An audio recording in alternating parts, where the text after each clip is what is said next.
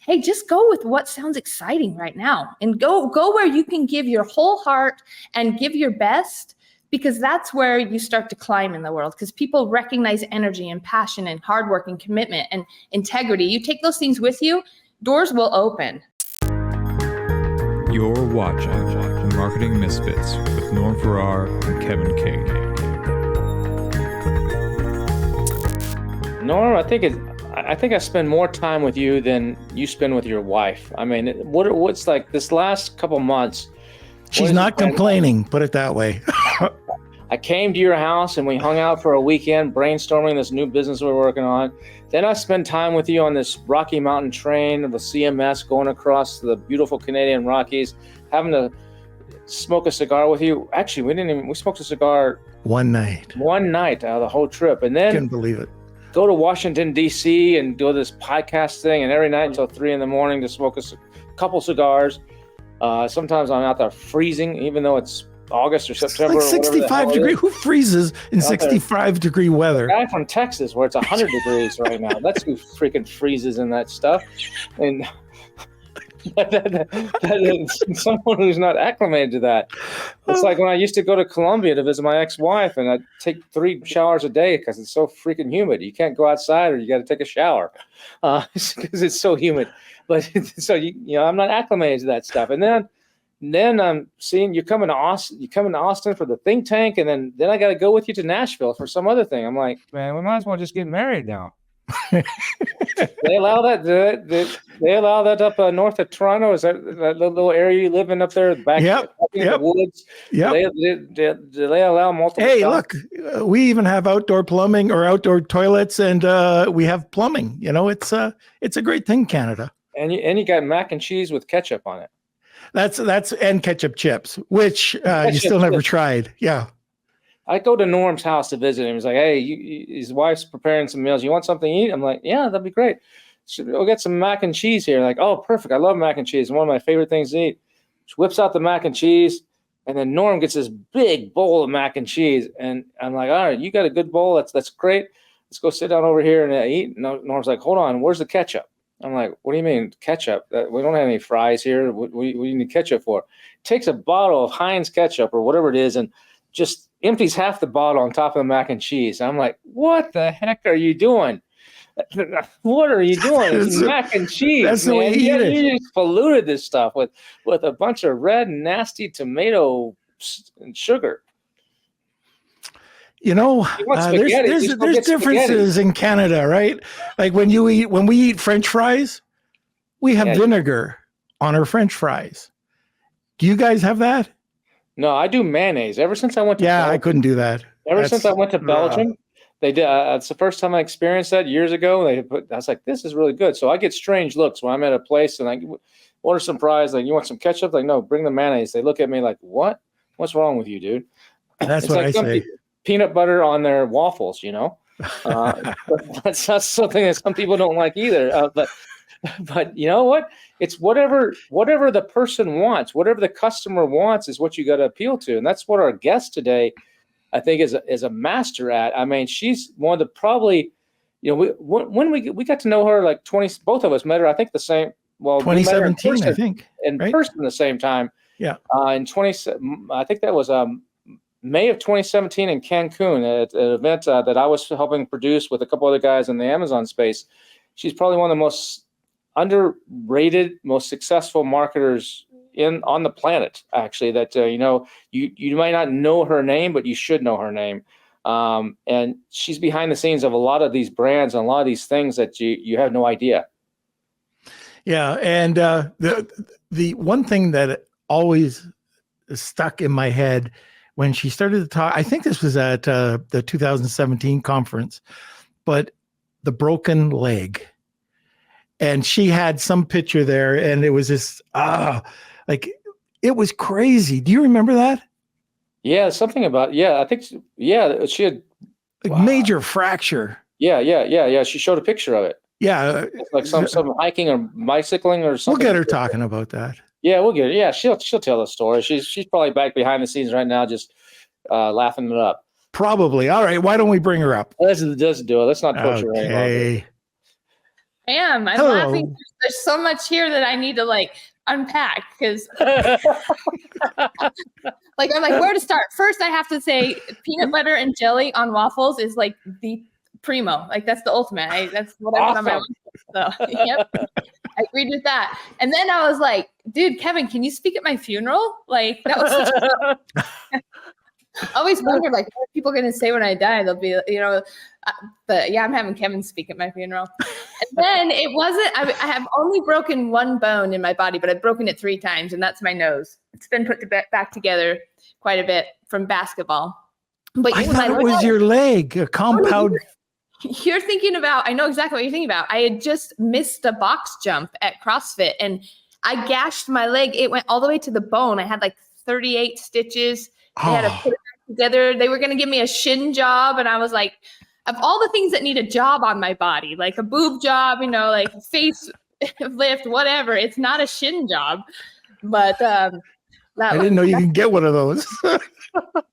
And it's like so embarrassing. I should send you the footage because it was disturbing. I mean, you can see the bone, you can see like the muscle in there. It was. Hey, and guys, it was like on number 110 box jump on like 36 inches. It's not like it's missing at 20, but makes the story a little bit better. So they don't think of this fragile lady who missed a box jump and cuts her leg open. Yeah, I did CrossFit. Like I'm too old and too fat to do CrossFit now. But I did it like 12 years ago for a couple years, and I remember those box jumps. Those. Yeah.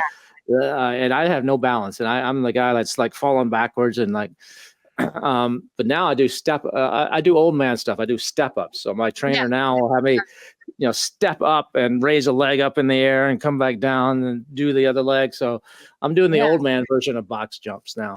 So what's up, Janelle? What's your story? Yeah, what's my story? Guys, let's see. You know what? I always say I went to school to be a teacher. My dad was a teacher, so it's kind of like, and he was happy. I never heard my dad once wake up in the morning and be like, oh, I got to go to work. He loved what he did. And I love learning. So I was like, I'm going to be a teacher. I mean, I really wanted to be a lawyer, but I was also encouraged that I should pick a profession that would allow me to support my husband in the future. I was raised Mormon, and at that time, we're to support our husbands and have babies. A lot of that's kind of evolving now. Women you see them more working out of the home, but I'm not active Mormon anymore. I'm not a Mormon anymore. But that background being said, I was like, oh, I wanted to be a lawyer or get my PhD. And then my dad was like, you really should consider like a nurse or like a teacher or something that would allow you to, be a mom.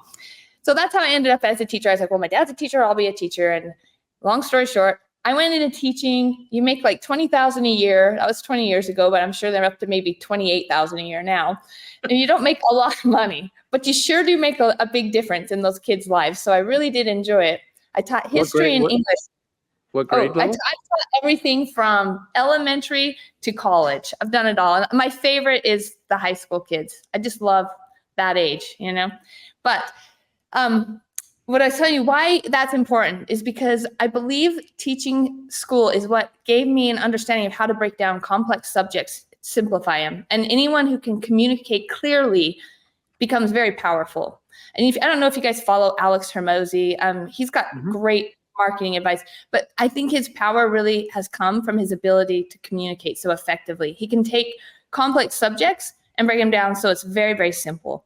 And anyone who can do that wins. I mean, that's why Reagan won the election, right? He was a great communicator. So that and being in front of people and being able to hold their attention. I mean, try holding the attention of a bunch of, 15 and 16-year-olds, kind of difficult.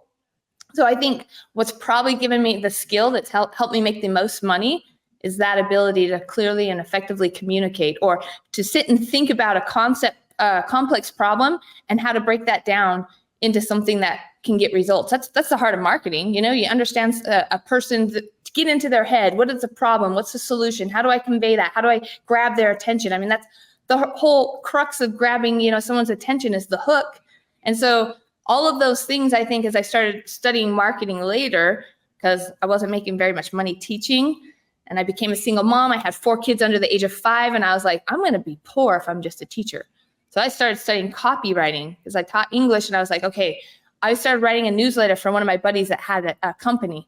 And he was paying me more money. I was making more money writing for him and copy than I was making teaching. And that's when I was like, okay, marketing is kind of my jam.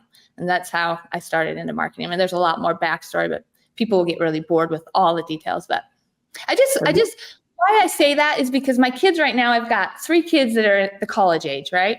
And they're all like stressed about, what am I going to be? What am I going to do? And I'm like, what you start out doing today is what we will not be doing later. You know, and it's not like the old generation, an electrician for 50 years and retired with a pension.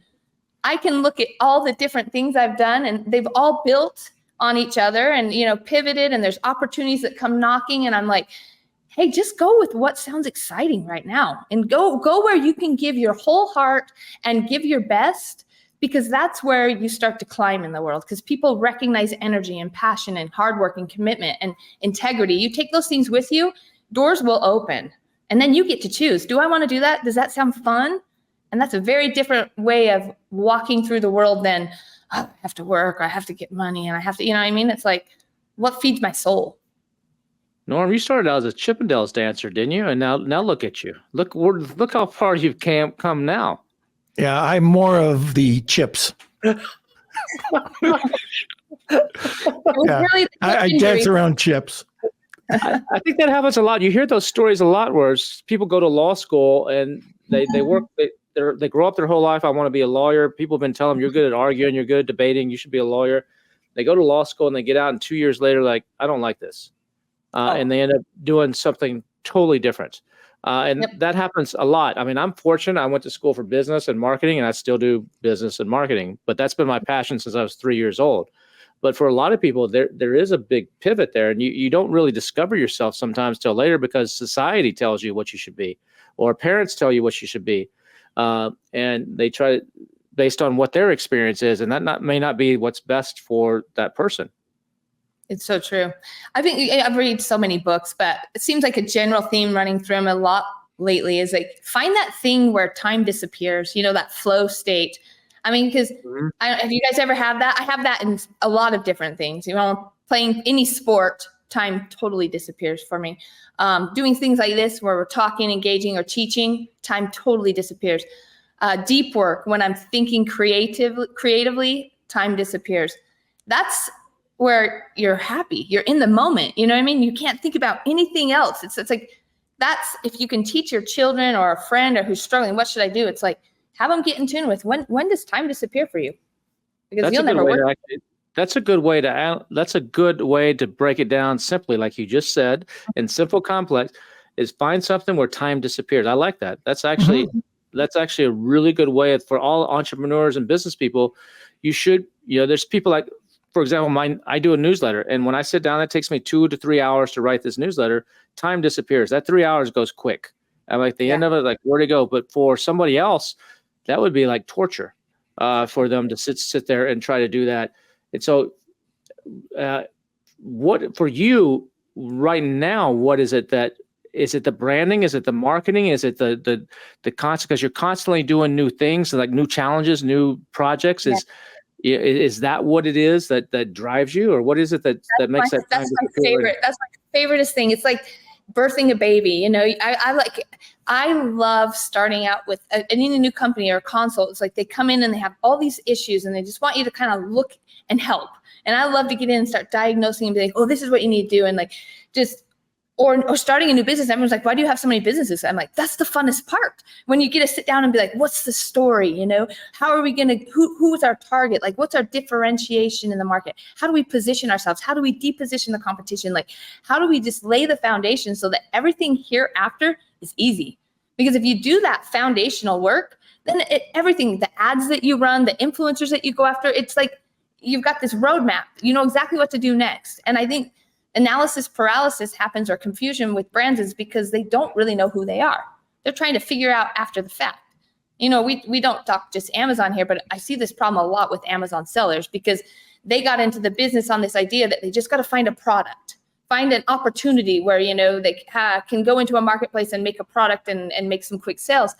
And that, for me, is really hard then to try to build a brand out of that, because you were looking for a product and you weren't thinking about a person. And you weren't thinking about this brand that you were going to build and what comes next. And, you know, they kind of start like piecing together a bunch of product opportunities, and they're selling an umbrella over here and a watch over there and maybe a kitchen gadget. And it's like, now we got to go in and try to make a story out of this. It's a little bit more difficult. It can be done. But for me, it's more fun to sit down and think, what problem do I want to solve? Who's my person? What do they need? Because then that determines, like, when you know that person, the need, it determines like what the logo is going to look like, what the tagline is going to be, the colors, like that psychology, I think, is very important to building a really solid brand. So when you go in and you do this with somebody, you're high energy and you're full of ideas, like boom, boom, boom, boom, like a machine gun, boom, boom, boom, boom. Sometimes they have to, for someone that's in the corporate world that's not used to that, they have, wait, slow down. Do you get that where it's like, this is too much, like, or do they like, oh, this is great. I never had been with anybody that was so full of creativity and ideas. Yeah. So like, try not to fire hose them. If they've been hired as a consultant, you usually have like a roadmap you're working through. Usually like the consultation, like I don't do free consults, but like they'll have heard of me speak somewhere and they want my help. Then it's like, hey, let's start with the lowest hanging fruit. And usually it's like, dude, your website's not selling anything. Like, I can't even, like, let's just start, like, right now, we've already got traffic, if you bring someone in, a consultant, I think they should actually help you make more money first, right? Like, there can be like, so you walk in, you're a plastic surgeon and you see this person, you're like, whoa, there's so much I need to do here, right? But like, let's start with the lowest hanging fruit. Like, let's fix your teeth, because the smile, or your eyes, like, I don't need to be like reshaping the whole body first, but let's start with like what everyone's going to see like in a Zoom call. And if your mask isn't covered up, maybe it's their eyes we fix first, in 2022 when we're in COVID. But it's like, where can we get the most bang for our buck first? Because we're going to fix that. Because if you help people make money, then they can invest in your services further and have you help them fix everything. I don't know if you guys have had this before, but when you hire someone and they sell you on their services and they come in and at the end of the day, you're just $10,000 poor. That doesn't feel good. Done it, bought the t-shirt. Absolutely. Yeah. So is there something consistent that you see that people just don't get? Yeah. I mean, it's because I do a lot of speaking in the Amazon space. They just don't get till they hear someone like me speak, because they don't get the importance of having a brand and why that matters, and why they're not selling anymore, why their sales started tanking. And I'm like, dude, it's simple math. You're trying to compete as a middleman against the Chinese manufacturer, and you're both selling, the dog leash. They're going to beat you 10 times out of 10 because they can sell it cheaper, and Amazon's a price-driven platform. So, your product has no unique differentiation. There's no positioning, and you're trying to just sell another Me Too product. It's just, to me, it's so obvious, but they've never heard someone verbalize it. And the minute you verbalize it, they like have this aha moment, but they're just sitting there, and you'll see it still. Like, Kevin has an incredible BDSS group. It's worth going to one event just so you can get access to this WhatsApp group. So you have new people come in and they'll, be like, man, I don't know what's happening. My organic rank's tanking. I'm throwing more money at ads and just nothing's going right. And I'm like, I don't even have to look at this person's listing. I don't even have to know anything. That's right there. I just know, that person doesn't have a brand. I mean, everything's tanking. Nothing's working anymore. I'm like, did you drive your own brand demand off Amazon? I mean, to me, Amazon's a sales channel, and I don't care where my people buy. I'm totally channel agnostic, right? Just buy my stuff. So my job is to create demand, desire, awareness for my brand, my products, and then they go looking for me and they buy wherever it's convenient for them. And now a word from one of our sponsors, one of Norm and I's favorite tools, Stack Influence. Are you looking to quickly boost new Amazon product launches or scale up existing listings to reach first page positioning? The influencer platform Stack Influence can help. Stack Influence pushes high volume external traffic sales to Amazon listings using micro-influencers. And guess what? You only have to pay with your products.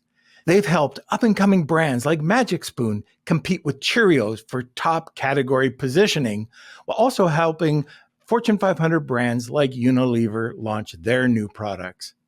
Right now is the best time to get started with Stack Influence to crush it during this holiday season. That's right, Norm. Sign up today at stackinfluence.com or click the link in the video below and mention Misfits. That's right, Misfits, MISFITS, to get 10% off your first campaign. Head over to stackinfluence.com right now. Before we go too far down that, what is a brand? A lot of people think it's just a logo and a name, but what is a brand to you? When you say you're not a brand, you're just selling against the Chinese. What does it take to be a brand, or what is a brand? What's the definition of a brand? I think when someone sees your logo, they know what they have a feeling, or like, I know who that is. I belong to them. Like, I'll give you examples, like Patagonia, North Face, Apple, like, and everyone's like, oh, I can't be those. I'm like, oh, well, that's like a big one. But like, look around your home and be like, where have I bought like multiple things that are like the same, right? I look at my kitchen products and I'm like, Whirlpool's a brand. I buy a lot of Whirlpool. I buy a lot of LG, but in a sense, I don't feel anything towards Whirlpool. You know what I mean? Or LG. So I like that they would be a brand, because maybe some people do, but to me, I don't have a feeling that I belong with them. But Patagonia, North Face, like, I even think like Cotopaxi, for me as a person, those are my people, because those people have a feeling. Like, look at their advertisements. They're always showing someone out in the outdoors. They're doing adventure. It's like when I put on my Cotopaxi hat or my backpack, I am donning an identity. Can you inspire that? Or even if it's just like a pet supply, when I open up my, perfectly paws, chewables for my dog, do I have an affinity there, or was it just because it was a Prime Day special and it was 50% off? Because that's what we're trying to create, is like and that's why I say it's the story that does that. And it's the after they purchase the product, the experience that they have with you and your company that creates that affinity. So maybe when we say a brand, I do think it's important that the logo looks nice. And I do think it's great that you look sexy, because sexy sells, or that at least matches your avatar and their identity. But we're creating an experience. I like to use like C.S. Lewis, who he had The Lion, the Witch, and the Wardrobe. And you think about Lucy and the kids would enter through that wardrobe into a different world. So when you have a customer that comes in and has an experience with your brand, what are the experiences? Is it a new world? How can we create a new world? In Narnia, there was like all different kinds of words and creatures that you never saw anywhere else. And it was like, whoa, they were in Narnia. And then when they left Narnia, they knew they weren't in Narnia anymore. Think of Harley Davidson. They have a total culture. They have a total world that they bring people into. And now you're in Harley's world. You freaking tattoo their logo on your body. So I probably haven't ever, I appreciate you asking me the question, because I want to now, how would I write out what a logo is? I'm verbally processing it right now, but that to me is what I'm thinking about. Like, I try to bring them into a world that they know when they're there and they know when they leave it. Just like the line, which I think you said it earlier. A lot of it, there are many aspects, but one of the major ones, identity. It's like, why does someone buy spend $3,000 on a Louis Vuitton handbag? Yeah, the quality is probably a little better. It's handcrafted, but other people, like, I don't need a Louis Vuitton handbag. A $30 one from Walmart is good enough to carry my stuff. It's an identity. It's like, I feel like I've made it. I belong, or I'm something that I'm really not, but I want to show that I'm something better than what I am, or whatever it may be. Peacocking, right? It's a status symbol. Yeah. Luxury or brands identify. Identify. I want to belong. We're herd creatures. Human beings always have been. So how do you, when I taught school, I'd see this, there's the cool kids, and everyone's like, how do you get in with the cool kids? It's just like, make your brand. You want to be what everybody wants to aspire to. The brands I've worked with for a long time, Glamnetic, we do the press on nails, magnetic lashes. Like, we have so many people trying to get into the press on nail space because it's so massive. But we're the cool kids. We're the innovators. We do collabs with all these awesome brands. We are setting the pace and the standard and the cool factor in that category. So everyone else can try to be like us, but we are the cool people. And we have to, but we can't let up on that, right? We have to keep doing innovation. We have to keep creating a story, connecting with our audience, and doing things that are different, what I'd say, absurd, unique, just that people are like, wow. You just want to keep wowing people, like, oh, I can't believe they thought of that. That's so cool. That's us. As you're saying that, Janelle, I'm thinking about, we've talked about this on the podcast before, but Kevin and I go to events and we have cigars. Mhm. And the second somebody comes out with a cigar, you're part of us. And Totally. it just happened. Kevin, you were just, when we were sitting down talking, where was it? Washington. How we just got to instantly have trust or build trust with people who you've never met before, but they're coming and sitting down and having cigars. We always see this, and it's not a brand, but it's who you want to identify with. It's like in this case, like what Norm's talking about, just to illustrate a little bit better, we're sitting outside and on this patio, and it's Norm and I, and we're like in our own little section. There's two other guys walk up and they have a cigar in their hand and they haven't lit it yet.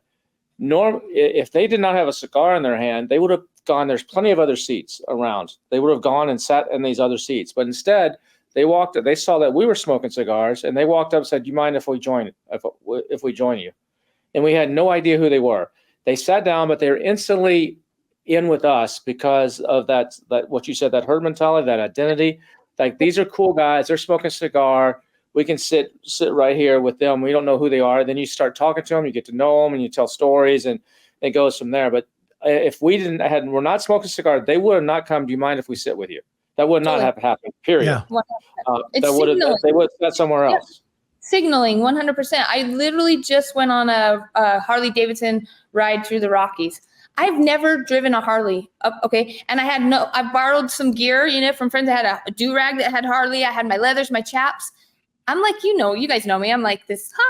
We would pull into these towns, get off my Harley, and these big dudes, Harleys, would walk over, best friends, like out of the gates. Like, they were my peeps. And I just thought, this is the coolest. And it was just such like the marketing reinforcement. I'm like, this is signaling at its highest. They immediately assumed I was one of them when they had no idea. I had no freaking idea what I was doing, but I was in the in crowd. They would have never talked to me before that. What about Harley, though? That's an interesting point. Harley just had to backtrack on something that they did, where they did some inclusive stuff. That this movement right now with everything's woke and inclusive, and there's some brands that have been getting backlash. Budweiser got some last year. It just happened with Harley, where the one percenters, they're the ones that stood up. Yeah, and a lot of their people said this is not okay. And 100%. No matter which way. They missed their target audience. Like, I could have told you, don't do that, Harley. Those are not your peeps. Like, that's just the stupid. And you know what happens? Because I sit in enough boardrooms and enough CEO corporate world where you get someone in there, some woke person, which is fine. I'm not saying don't be woke, whatever you want to do, but that person had an agenda and then pushed it on the team. And there was not courage or an understanding of who their avatar was. Somebody, because of this, what we all are afraid to, get canceled or whatever, needed to stand up and say, this is not our people. This is not what we say. And I'll tell you, I work with a lot of YouTubers and celebrities, and some of these people know exactly what they stand for and they understand their audience, and that would never happen. I'll share an example, and I don't think he'd mind me sharing, but Bikes and Beard, his name's Sean Kerr. He has one of the largest motorcycle channels. You have to check it out. He's really good. But he is all about God, America, like conservative, like he turns off the right and the liberal population like you wouldn't believe, right? But that's okay. Those are not his people. Well, we signed up for this platform, and it required on the signature line that he uses pronouns to use his texting platform. Yeah. And he was like, I won't have that. And they were like, well, then you can't use it. And we'd already signed the contract. We'd already did substantial 5 figures contract, and there was no release out of it. And this was like a what? And we were going back and forth. And he was like, he was willing to walk away from the money to just be like, he's like, if I did that, first, I don't believe in it. He goes, my audience, no way, no freaking way. And I was just like, you know what? This is someone who understands his brand, and he is the brand. And that's the kind of integrity you need to have. Someone has to understand that brand. And that is why the bigger a corporation gets, I think the more difficult that it becomes for them to maintain that connection with the audience. Because think about all the mergers and acquisitions you see happen in a space, right? They come in and they buy up these small brands where the founder's super passionate, they're involved intimately, they've cultivated this audience. Then you get an aggregator comes in, buys up the brand, and that connection, as soon as that founder leaves or isn't intimately involved or has now a board meddling or a CEO and all these other cooks in the kitchen, the audience starts to get like, what was that? How did that happen? And everything gets off brand. Takes a lot of self-discipline, a lot of understanding of who you are and who you serve to maintain that integrity. It's so important. Once you lose trust of your audience, I think a lot of people don't know who their audience are. They don't, and they're afraid. Everybody tries to please everybody, and forget the wokeness or whatever, all the stuff that comes with that, or the cancel culture. But even before that, people they don't want to upset anybody. They want to be, and I always say, if you don't have someone that doesn't like what you're doing something wrong. I have this with my newsletter. I've given examples in the past where I ran a story and I get negative comments back on that story, but I also, on the same time, I get 10 times as many like, thank you for writing that. Someone needed to do that. And that's staying on brand, but it's so hard for a lot of people to actually stick to their guns. I mean, the big brands, Harley, and Budweiser and all these, they feel like they got to evolve, and it's cost Budweiser their market share. I mean, their market share they were number one. Totally. And now it's one of the Mexican beers, and Budweiser is way in the tank, and that's what did it. And people are like, we don't want to be with you. Nope. You know this, like your avatar. I think you gave an example one time of you were helping a client. I think it was power tools for women or something, and they came to you for some advice, and they had some ideas about how to do it. And you're like, no, you're doing this all wrong. These things need to be pink. They need to be this. They need to be this. Can you talk about that a little bit? Oh yeah. So I worked with a YouTuber who she's phenomenal. She has like a DIY channel, or let's see, Design to the Nines. But now it's Athena Power Tools. But actually, she had Aletha. She had to change the name. She got a trademark infringement. But long story short, she women's power tools. She's always been like, man, I want to launch a line of female power tools. And, the only thing out there is like pink Barbie dream house tools. And if you think about it, like she's building houses. She's not like just trying to you think about a woman who needs like a little dinky drill. No, she needs like DeWalt quality. I always told her strong enough for a man, but made for a woman. I stole it from, Secret's tagline. It was one of those deodorant ones. I'm like, that's going to be what we use. And it was like, we don't need another pink crappy drill. And she was like, she loves diamonds. She loves her jewelry. She was like, oh, like a Tiffany box. I'm like, dude, you just nailed it. Like Tiffany blue, sparkles. Like if we could get sparkle in the paint, like and cheetah print, and she's like all girl and frill. It was like a match made in heaven. And then the case would be like a Louis Vuitton bag, because our avatar is not the person on Amazon who wants a cheap drill that they're just getting their wife like a pink one. We're going after women who like really build stuff and yet really are in tune with their feminine energy. It could be a man who's in tune with it. I don't care who, but it's going to be a beautiful drill. They're going to be like sexy cells. Like this is going to be everything that you want this is the blingiest. There's nothing out there. Have you ever seen a blingy drill? Like we should pull up pictures. The thing is beautiful. And, and then we had to create the story around it, and that was basically that all throughout centuries, the power tools for women have been made by men. Men have bigger hands. We still want a hefty drill, that we can have torque and that, is perfectly balanced, but we need a smaller handle. For women, our hands are smaller than men, right? And we aren't necessarily, I don't want to say as strong, but men are, I mean, I hate that we can't say that. If I say this, my girls get so mad at me, but I'm like, men are stronger than women. I'm stronger than a lot of men because I work out, but it's true. Put a guy and a girl in a cage and they're both fit. The guy's going to clobber the chick. So it's a fact. All right. So we got to have it not so heavy, or we got to do something with the design that makes it so, I can hang sheetrock all day and not have my shoulder burn out as fast as it would if I was using DeWalt or whatever. So we thought about all this stuff. We thought about how it needs to spin. It needs to rotate. It needs to sound beautiful. It needs to look beautiful. And we built a beautiful drill. And I mean, the story that I think I was very proud of us for not going down, because I know the PR that wanted to be there is dissing on men. I hate that. I hate that in order for a woman to be powerful, that we have to put down men. I'm like, we can both be powerful. And you've seen that in our culture a lot. Like the Barbie movie, yeah, it's cute, but I also walked out of there being like, did we have to make men look like a bunch of bumbling idiots in the show? Maybe I'm reading too much into it, but I'm like, it doesn't take for a woman to be powerful to denigrate men. And that's where we're not going with this drill. We're not going to talk about, female empowerment in any type of way that paints men in a negative picture. She loves her husband. I love men I date. So why would I make men, emasculate them? I don't want to live in a society where men have been emasculated. So that was really important to us. How important is a story to a brand? You mentioned it there, talking about the story, whether it's a real story about the founder and the pains and struggles and they went through and why they made this product, or if it's a made up story like Aunt Jemima or something like that. How important is story to brand? And I think it's something that a lot of people are missing out on.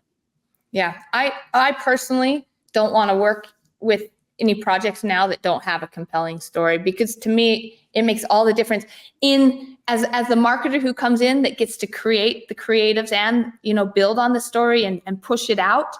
I like to be behind a true, awesome, compelling story, because yes, you can make them up and you can do all that. You can fabricate them. But to me, if you're going to have a spokesperson, which I find works really well in the day and age that we live in with influencers and, getting out there and having a founder facing the public, it's just such a slam dunk. It's like, that's where I want to be. Like, I literally it's funny that you asked this question, because last week I'm working on a pickleball supplement and we've got a bunch of athletes.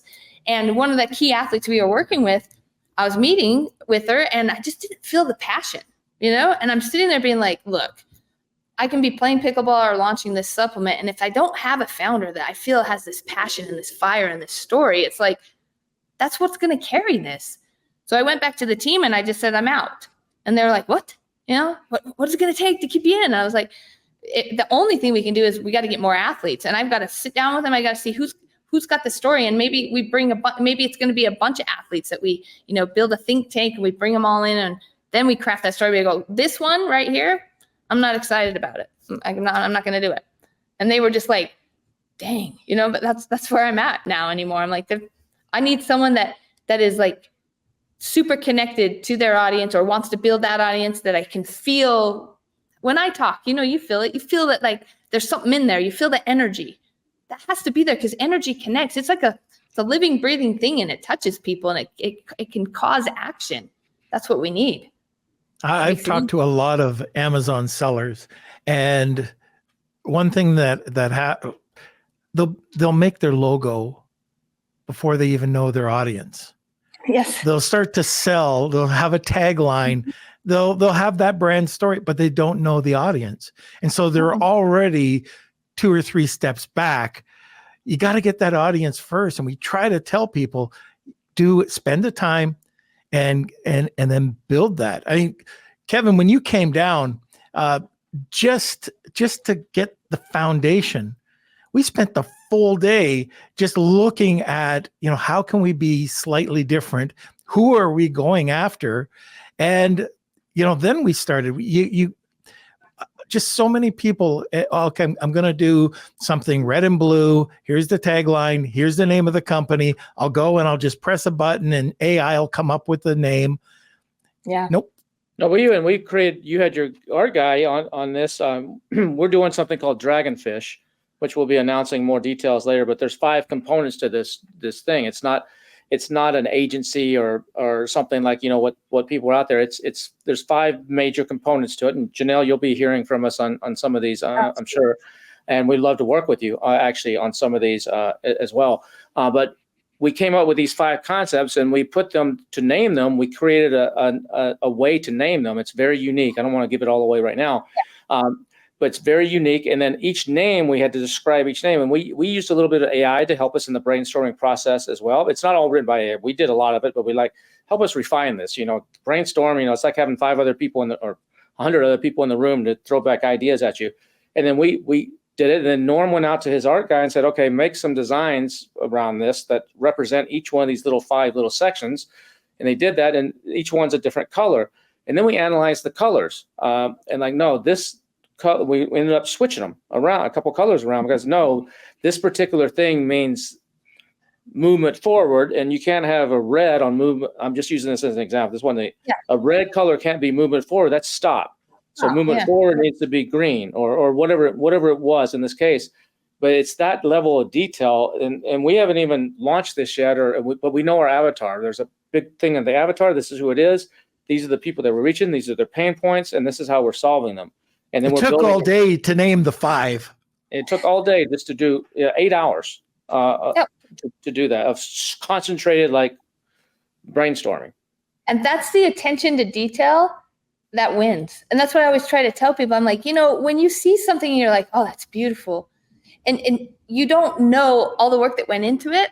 And the more you become a connoisseur, like I think about like cheese or wine or something that people, and chocolate, when someone actually learns the processes behind it, then they can actually appreciate how different that is. But when you're oblivious to, what is behind the scenes, you just know that, man, that was good. And so, a lot of people that we market to, they don't understand all these things, but when they see it, they're like, oh, I want that. But they couldn't articulate what it was. It just, that looks good, or I want that, and I see that so much. And when our job as educators in this space is peeling back those layers to help people see, I spent 8 hours picking the color because there was a psychology behind what I did that would create an emotion in you that would lead to action. Then they start being like, oh, they just don't know what they don't know. This is why we're good at what we do, because we've sat and we've broken down, we've peeled back the layers. They think we have some mysterious magical power. Everything is a formula. Everything is a law. Everything can be taught. They're all principles. We understand marketing, and we masterfully, that's why you guys are marketing misfits, marketing mavens, marketing masters, but you understand the rules and the laws that govern the universe of converting people into buying happy customers. That's all. And it can be taught.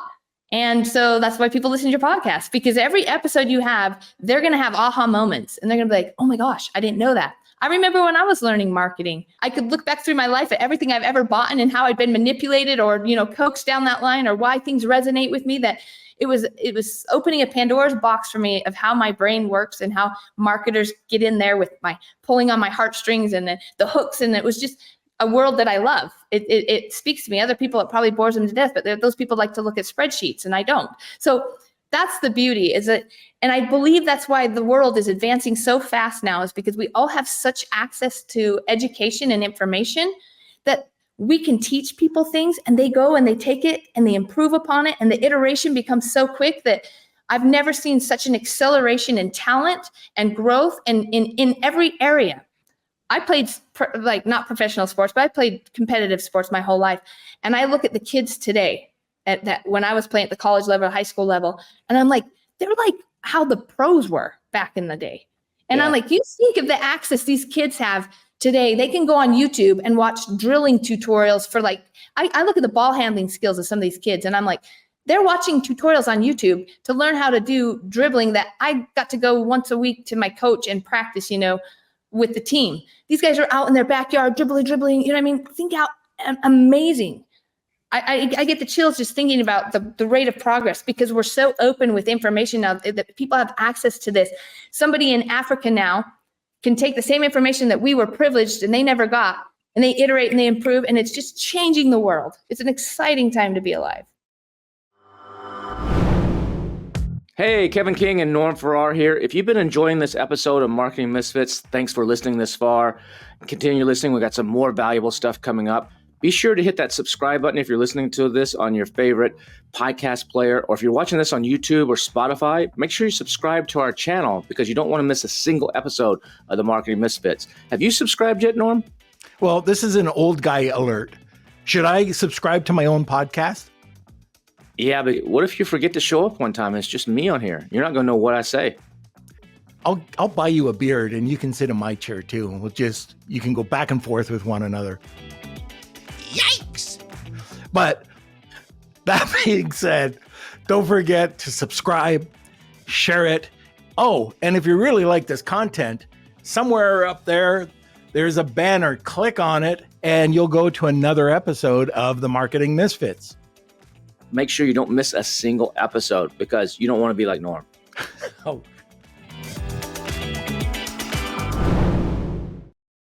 Janelle, on our Collective Minds trip that we just did, this proves your point 100%. We're going through Calgary, and we had the Olympic ski jump, and I don't know, the bigger jump.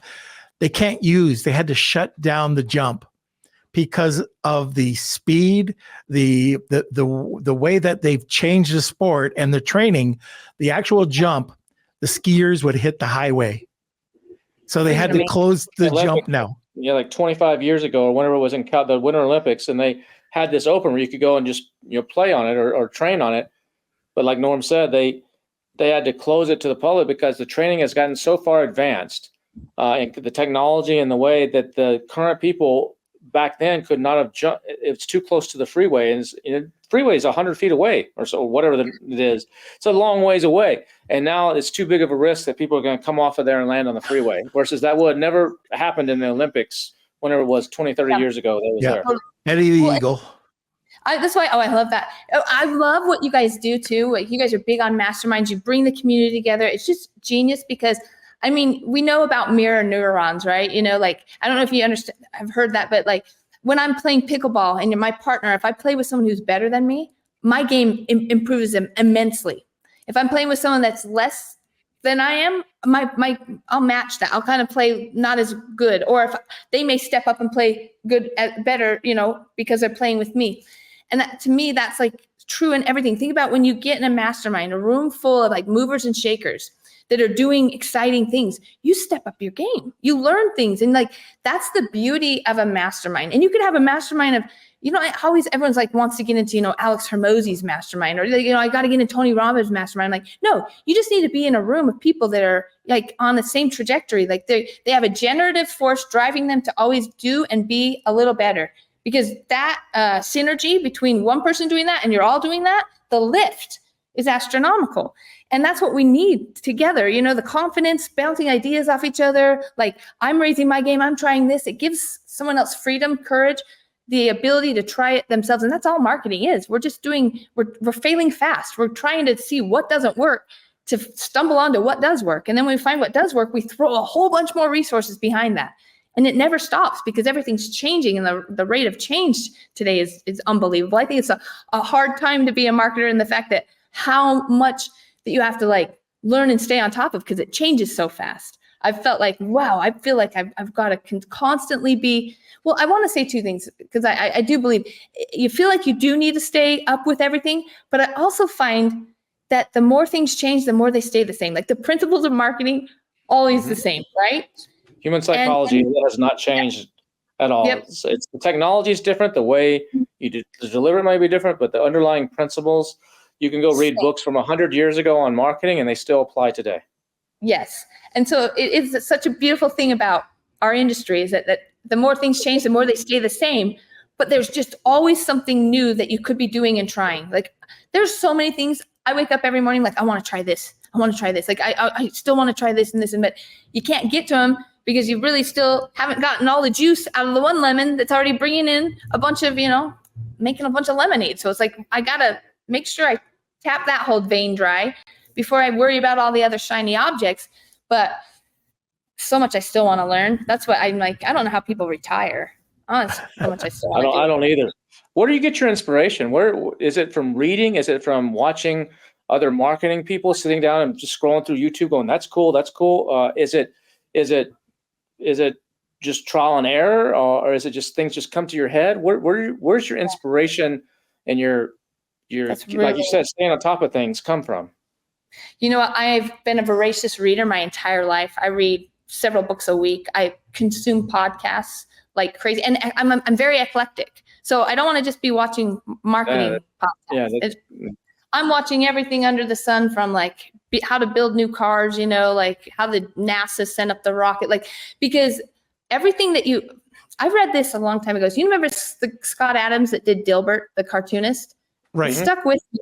Yeah. He said his goal in life, he's been very successful. He's like, take different like categories, like, so over here, like he did comedy, Office, and like there was one other thing, and he's like, then you mash them together and get them to collide and find where they intersect. And that's like the genius zone, when you can take totally disparate things and like throw them together, and then where they overlap, that's the money. And I always just thought about that. I'm like, I think a lot of problems is people get so they get in one vein of thought, they're all into like, let's just say, race cars, and that's all they do. And they can get really, really like almost super, can you say autistic anymore? I think I can, because I have like autistic nieces and nephews, but like they get really, really hyper focused on that.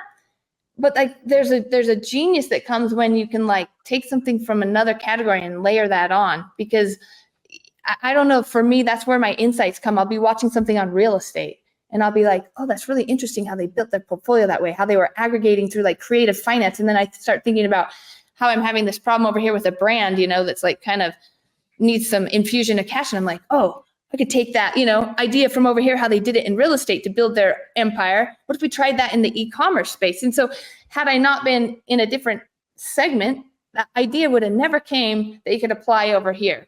And I mean, everyone's always like, I thought you were a YouTube expert. I'm like, well, yeah, I kind of am.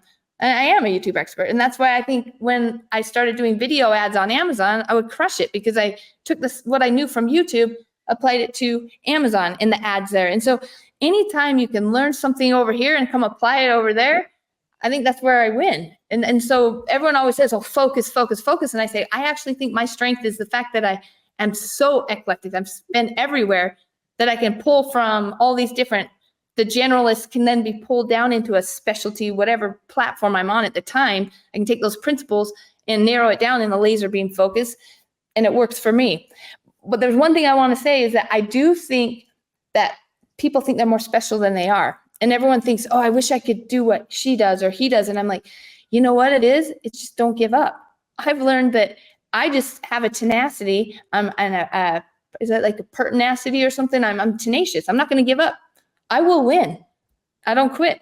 And then I don't chase sunk costs or anything, but I'm just saying, like, if somebody else has done it before and they've been successful, I can do it because I know that everybody else out there is pretty much just human too. So if they did it, that just means they were willing to put in the time, the hours. Yeah, they may have more natural talent, but I know hard work can get me where I can win on that. And I just don't give up. I think that's what people need to do more of, and they skip around too soon. They jump into something, they think it was going to be all awesome, and then after a couple months it's not working. They're like, oh, this doesn't work, screw this, and they jump to the next thing. And that's their whole pattern in life. It's like, pick something, go all in, and you tell me after 5 years if it's not working, because I've never seen an overnight success. In fact, every success I've seen has been 5 to 10 years in the making. It's interesting you say that, because I agree 100% with what you just said. I'm especially when we come from the Amazon space, everybody it's all Amazon. You look at, they go to only Amazon events. I go to ClickFunnels. I'm going to Mr. Beast show, VidCon. I go to I get in these other worlds because you can take stuff from those worlds and mix them. I read 39 newsletters a day, basically. I spend a couple hours every night reading. Some of them are crypto, some of them are general news, some of them are Amazon, some of them are e-commerce, some of them are marketing, some are psychology, some of them are, it's a whole range of stuff that I'm interested in. And I'm able to pull things from those. And if you look at like the newsletter I do, the $1 Billion Sellers, it's not only Amazon. Everybody else has an Amazon newsletter. It's Amazon. Here's the latest hack. Here's the latest tactic. It's the latest everything 100% is related to Amazon. Maybe here's a YouTube thing. But you look at mine, I've got travel stuff in there. I've got psychology. I've got occasionally crypto things. I've got other things because I'm bringing these worlds together. And that's one of the things that makes it different. And I think a lot of people, when it comes to marketing, you stay in your little fishbowl and you stay in your little box.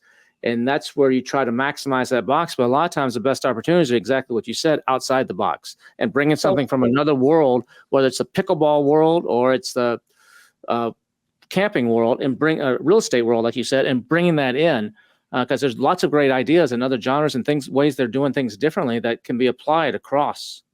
Yeah. And you know what I think too, I've always done is I just have quiet time. I mean, I walk 3 miles a day, which isn't far, but sometimes, we're always consuming. And when you're consuming, you can't create. So it's good to consume, like you said, you get the inspiration, but then when are you sitting and just letting all that information that you've put in there, just let it bubble up and, percolate into this idea that's like an aha moment, because we need some quiet time. There's beauty that will come in those silent moments, and anymore, most people only ever have a silent moment in the shower. And that's why everyone says, oh, I get my best ideas in the shower. I'm like, well, yeah, because it's the only time you don't have your AirPods in and consuming information. Like, I have a lot of times where I'm getting awesome ideas because I'm just able to sit, be quiet. You don't have to meditate to do that, but you could, but just let it percolate. Let it just. My 3 o'clock cigar. There you go. Just sit and percolate. Except when the spider webs get there, right? God. You're like, ah. Nope. Don't like spiders. So if there's some mistakes that people are making out there, and I think we covered a few of them earlier on, but what do you see? What are the common mistakes people are doing when they're trying to build a brand? I think jumping around too much from trying every new thing. So I see that they'll say, well, I tried Facebook ads and it didn't work. And it's like, well, okay, show me what you did. And they'll be like 1 or 2 ads that they ran for a couple weeks and it cost them $2,000 and they didn't get 1 sale. So Facebook ads don't work. And you're just like, okay, first off, you got to try hundreds of creatives. Right? Or let's just even start with 20 creatives. And like, you didn't even try a different audience. You went with 1 audience with 1 creative. Like they just don't understand like a realistic expectation. First, I think they didn't have a realistic expectation of what it was going to take to make it work. So they jumped to the next thing. Then they went and tried YouTube. I tried a YouTube channel. I tried to create content and it didn't work. I said, well, show me what you did. You look at their channel and they got like 5 videos, which is good. Sometimes they stop after only 3. And you're like, do you know that it takes anyone nowadays tell you 100 videos to just even cut your teeth on it? And you got to build this back library of content. They just don't understand what it takes to be successful. It's like the person who thinks they could build a brand and exit 6 figures, or 7 figures or 8 figures in 1 year. I don't know very many people do that. Yeah, we'll have anomalies, but that's not to anyone that had an exit. It's at least 3 to 5 years, and it was a whole lot of work. So that's the biggest thing, is they're jumping from thing to thing and saying it didn't work. And I'd rather say pick one thing and don't you dare quit until you make it work. Because if Facebook ads is working, which it is for thousands and thousands of companies, they've figured it out. And you're not stupid, and they're just a human being, and you can figure it out too. But you keep thinking, oh, maybe this other thing over here is going to work because this isn't working yet. But you're just always on the cusp of figuring something out right before you jumped. You didn't put the time and energy. It's like relationships. Someone gets married and they figure out, oh, this didn't work, and they go to their next one, and that didn't work. And it's like, you know what a relationship is? It's work. So if you want to be in relationship, find someone that you want to work with. But that's the game you're playing in relationship, is you're going to be working to stay together. And whenever you decide that person doesn't work, well, then you take you, wherever you go, there you are. You go into your next relationship and you get to decide, do I want to stay and try to work with this person? So that's what I think people don't understand what success truly takes. And it's a grind, and it can be fun. So that's why with Kevin, he loves his newsletters, but that's a grind. He's grinding out, putting in time, but it doesn't feel like a grind to him. So it's just how we describe differently, semantics, but I'm just saying, don't skip around. Pick something, get it to work, then move on to the other thing, because it works. It works. There's other people doing it. You just haven't figured it out. You're the problem. And maybe that's what we should say. You're the problem. What's the most powerful thing in marketing? I always say it's the story. You don't have a story. Stories sell.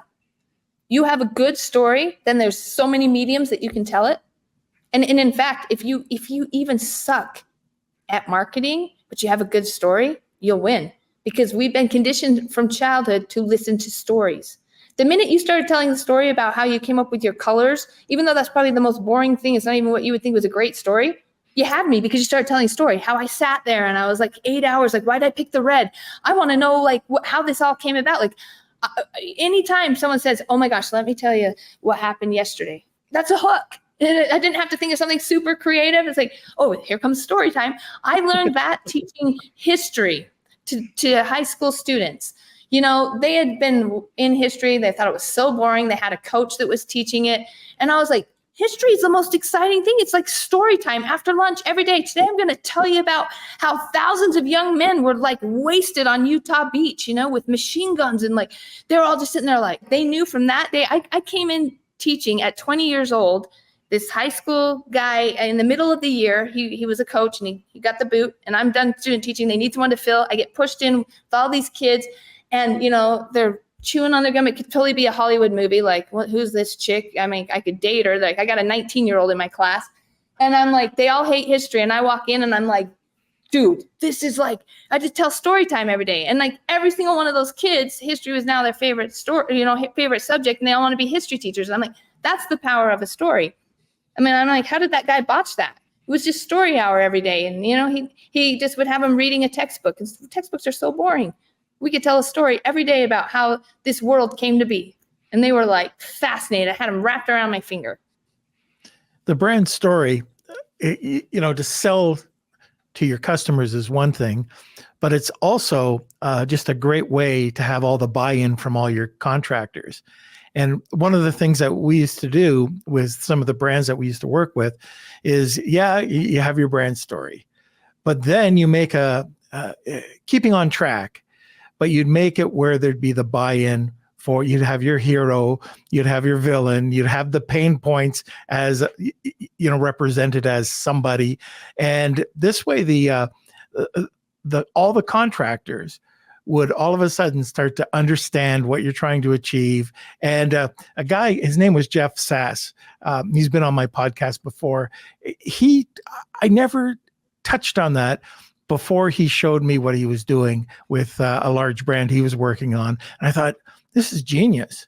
Like, now you have the SOP and processes, that's one thing. But if you can give it to them, everybody understands exactly where they're going, exactly who you're targeting, and who they should represent, or how they should represent the company. Fascinating. Oh, 100%. Have you ever heard of Joe Dispenza? He's like he's really cool for transforming your thoughts and your brains. And he's pretty popular. So you have to get him on your podcast. But, I've been told my whole life, you should meditate. And I'm always like, I don't want to sit still and just hold still and think, or don't think at all. And when I finally heard the reasons why you should meditate, so the reasons why, and this is what you're doing you're creating this story, but also just helping people see what the big picture is. I do this anytime I'm working with employees or a brand. It's like, let's back up and tell you why you're doing what you're doing. When people understand the why, they can endure anyhow. That's what we would always say in concentration camps. When they understand they have a why or a purpose, then the how, they'll figure it out. Same thing in a company. Help them understand the why we do something.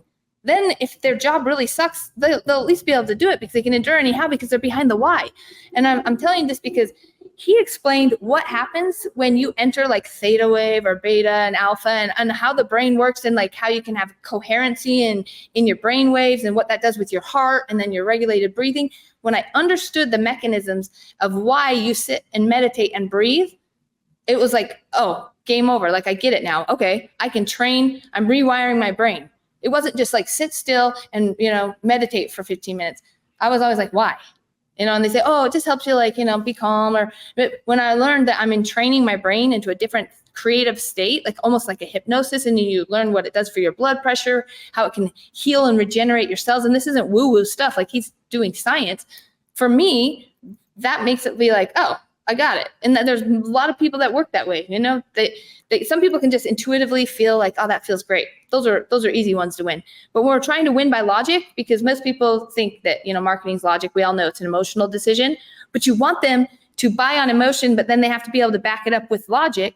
They need to understand whys. And so, this whole thing that I'm explaining about Joe Dispenza, who makes meditation the whole why of how and why you should do it. He's got more people meditating now than have ever been meditating in the history of planet Earth, and they understand why they're doing it. And it's a concept that applies, you can incorporate as you do your marketing.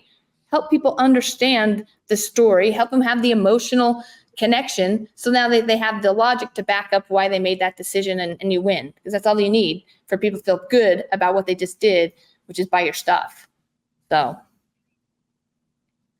Well, Kev, am I going to see you meditating the next time I see you? I think you might see me in this little stance and meditating and give me my 30 minutes. I got ideas coming. I got lots of ideas coming. No, but I don't meditate, but I've tried it, and but I do spend time just thinking, like she said, just it's not in the shower, but sometimes sometimes it's in the shower, but a lot of times my best ideas, I'll think of a subject line for an email, or I'll think of a headline for something, and it's not when I'm sitting at the computer writing the damn thing. It's at another time, it just hits me. And I have to email it to myself, shit, I got to write this down right away, or I'm going to space this out. And so those are the times when you separate yourself from the daily work and the daily creative, the daily task, is sometimes when the best things emerge. Yeah. Or you'll catch things because you love your newsletter. When you were describing to me how much you think about your newsletter and all the time you're spending researching it, that's so now in your subconscious, this thing that you love, that anytime you see something, you'll be picking out things. It'll be like, oh, that'd be perfect for my newsletter. It's not like you walk around being like, I got to find the next subject line for my newsletter. I got to find my next. That's someone who's making themselves do a job. You are so deeply passionate about that it is running as a default hardware program in your brain in the background, so that anything that you see, it's like, oh, I could use that. It's I have 472 files right now in a folder that are potential stories. So the way my system is convoluted. I don't have like some Google Drive that's all organized. If I sit down and write the newsletter, what am I going to write about today? It's like, which of these 472 things am I going to actually choose the 6 that I'm going to do? And some of them get pushed down. Some of them are still there from a year ago, and they might get merged back to the top at some point. But yeah, I'll clip something. I'll clip a screenshot of something, throw it in there. I'll clip here's a story. I'll throw it in there. With just a little tagline on the name of the file is AMZYT or something. I have no naming system or nothing, but that's how everything just goes in there, and it just becomes this like fishbowl to fish out things. What am I going to, and how can I curate them together? And sometimes it takes a while to build something. Like there's a story coming out on the $800 tax, but there's 7 different stories that have emerged over the last month that some of them are timely and some of them are evergreen. So now all 7 of those are getting merged together into one concise short story that'll show up in there. So it's curation, and it's the process, and that's not work to me. That's fun. I'm learning. I'm staying on top of things. And when Norm and I got back from Washington, D.C., I had over 140 or something newsletters to read. And a lot of people say, I'm just going to delete them all. I'll just catch up to what. No, I actually sat down on Saturday and spent 6 hours going through every single one of them and read every single one of them. Yeah. I don't read every word. No one will ever be able to compete with you. You know what I mean? That's where you're in your zone, when you can just there's no one's going to beat Kevin at the newsletter game. There's this is his jam. And I love, someone out there sitting there who's thinking, I'm going to try to, create a BDSS style newsletter, take down Kevin. You'd hear him talking and be like, oh, forget it. Because Norma said that. Norma's like, how do you do this? How do you come up with all this stuff? But that's what everyone has something like that. Everyone has that. Everyone has that. And it's finding that one thing, like you said, you started out thinking you're a teacher, and you found it for you is the marketing genius. Everybody has that, and it's okay to pivot. It's okay to not be what your parents wanted you to be. Yep. There is a book out there called The One Thing. And if you haven't read it, it's awesome. You can get it on Amazon. I forget who the author is, but a real estate guy from here in Austin that started one of the top real estate companies. Yeah. That sounds amazing. No, I do one thing though. The one thing I do want to tell, because I have a couple of friends and siblings that are just like, I wish I could find something like how you found the thing you're passionate about. And I said, there's 2 ways to live your life. It's like mine. I work all the time and I don't feel like I'm working because I love what I'm doing. It sounds like Kevin feels the same way about what he does. And then I have friends that are just as happy. And guess what? They work a job and it's like they punch a clock and they get out. And when they're not working, they are playing like you wouldn't believe. You know what I mean? They play hard. And their job is just the means to derive the money, the security that they need so that they can get out of work and go do all the fun stuff. And I don't know there's one right way. For me, I love this way. But I would hate for anyone listening to this podcast who's like, I just don't feel that way, because there is another, the ultimate goal is to feel peace, happiness, and joy, right? And it's like, if it's what you're doing is working and you go in and, it's like you're not feeling like you hate your job and want to kill yourself, but you're like, hey man, I earn good money. Make enough to do what I want to do. I think that's a great way to live your life too. I just try to think, you know what?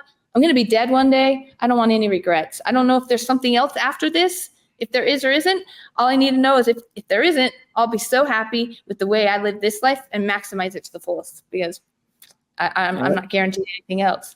And I get to speak at your funeral, right? That's right. Yeah. I'm telling my kids.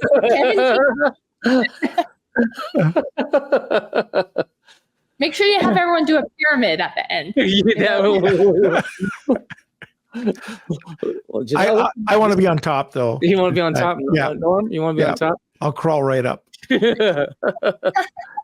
Well, this has been great, Janelle. I really appreciate it. We could sit here and just looked at the time and like, this is a really good episode. And we could sit here and talk forever, but we'll have to do that in a few weeks in Austin. I'm sure we'll be, and I'm gonna up my pickleball game. Whether and even Norm, we might get him just stand there. So he can just stand in one place. I'll be the ref. We'll put a chair down. We'll put a chair down for him. Yeah. He can just like anything that comes near him, he can just like hit it. Yep. I'll be the what is it? The line boy or whatever it is. The line man. Norm, I'm telling you, pickleball was made for people like you. Like this is gonna be your jam. You don't even have to move. All right. Fine. I can do that. It's gonna be great. Okay. Since we're at the end of the podcast, we like to ask our guest, do they know any misfits? Yeah, dude, I know so many. In fact, I was just thinking who would be really fun on your episode since you do marketing stuff. Do you guys know Joseph Wilkins? He's the funny sales video guy. He used to work for the Harmons brothers. And, I love video, as you know, I'm making great pieces. And so he started his own agency and they're phenomenal. So like they're the Harmons brothers that you can afford. Oh. And Joseph, he's got this beautiful accent from the UK. He's a pleasure to talk to just because I love that accent, but he's really great. If you could get him on and I can make an intro, but I think he'd be really valuable for the listeners. And he just knows how to sell by being funny. And I think we all know humor sells. It instantly disarms people, invites them into your world. And so I think he'd be a fun one for you. He's found a way to sell a whole lot of stuff with funny videos. So we'll take you up on that. Looking forward to it. Yeah. Awesome. Okay. And I guess the last thing, how do people get a hold of you?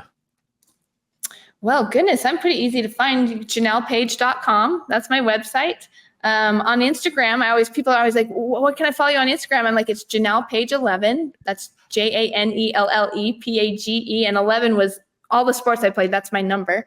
And I don't give out any advice. I'm just doing handstands and going on trips and, so they're always like, I think a little bit disappointed. They like, go follow me. They'll hear me speak at a thing and they're like, oh man, I'm going to go follow her. And then they're like, hey, cool handstand. I'm like, yeah, thanks. They're like waiting for me to drop like business wisdom. I'm like, oh yeah, no, like Instagram's like my chat book. Like I print it at the end of the year for my journal, for posterity, but. I have a quick question before we wrap up. What would you say if we announced a CMS trip to Japan, would you advise people to go over to Japan? 100%. Japan was phenomenal. I mean, I'd never been. Tokyo, I've never seen a city that like we went up the tower, it's got one sky tower. You can see it used to be the highest tower in the world, but now someone just built one that's a little bit higher. All you see is like city for miles and miles. I've never seen such a massive city, like, 50 plus stories high of just high rises. It's phenomenal. But I think the best kept secret in Japan is Kobe. Like I went to all the places like Kyoto, we went to Okinawa, we went to Osaka, Tokyo. I'm trying to think of every place we went. We were there for like 2 weeks. And I was like, Kobe is like this little port town. And I mean, I probably shouldn't say anything. It's going to ruin the little, no one hardly goes there. But the beef, Kobe beef, you've all heard of KOBE, Kobe beef. That place is pretty cool. Like, so make sure you get down there on a bullet train if you go to Tokyo, because it was probably one of my favorite. I saw a wild boar there, got chased by a wild boar, and it's 3 babies. I was thinking that thing, like I was getting really close, like we were hiking. We weren't probably supposed to be there. And this boar comes out and has 3 little babies. And I was like, oh, like those things are slow, big old pig, So I was like getting closer, kept walking towards it. And then all of a sudden the thing starts charging us. And I thought, if it charged me, I'll just jump up on this little like landing. Dude, those things can jump. They are fast. Oh, my pants. I almost got killed by a wild boar. So, well, that's the Japanese jumping boar. It's specific to the Kobe area. And that's how they do their CrossFit over there. Jump above a boar. I moved so fast. I was like, dude, I have still got it because it kicked in. I scaled a wall pretty darn fast. That's just it. Awesome. Oh, all right, Janelle. Well, thank you so much for coming on the podcast today. Well, thank you for having me. I'm excited to see you all in a few weeks. It's going to be a blast. It's going to be fun. It's going to be fun. Thanks, Janelle. Appreciate it. All right. That's awesome. Janelle's awesome. No, Janelle's always a blast to talk to. Always a lot of fun. Always full of information. And if you just listen to this podcast and you didn't gather something from it, you weren't listening. You were doing something else. Go back and hit rewind. And there's a lot of golden nuggets in there from Janelle, and a lot of really, really good advice. And be sure to follow her, but also be sure to follow us. If you've watching this on YouTube, hit that subscribe button so you don't miss a single one. Or if you're listening to this on your favorite platform, Spotify or Apple Podcast or Podbeam or whatever it might be, make sure you subscribe so you don't miss a single one. Every Tuesday we have a brand new podcast come out, and you never know what we're going to talk about. We could be talking about travel, which was an amazing. We had a lot of travel hacks in one of the podcasts that we just recently did. You can probably check the link down below and see that. Or we're talking about branding like this, or we're talking about who knows what. We have somebody funny on. That it's always different. We're always trying to get a marketing twist and get you thinking outside the box and thinking differently. So hopefully you've enjoyed this. You can follow us also. Check it out, the latest information. Learn more about Norm and I at Marketing Misfits. Is it .com or .co? What is it? I know you got to always remind me. I just can't get it in my head. It's .co. .co. .co. Yeah, okay. You'll get there. By the way, probably one of the most important things I learned today is don't approach wild boar. Exactly. You can eat it. You can eat it. It's delicious. Yeah. But don't approach a wild boar. That's right. Hey, everybody, I hope you have a good rest of your week. And be sure to check out the other episodes of the Marketing Misfits if you're listening to this on an airplane, or you're driving across the country, or you're just sitting at your house chilling. Be sure to go back and check out some of the other episodes. There's a lot of really good episodes. Other than that, Norm, I guess we'll see everybody next week, right? Yep. We'll see you next week, and I'll see you in a couple weeks. That's right. Take care. All right, everybody. See ya. Ciao.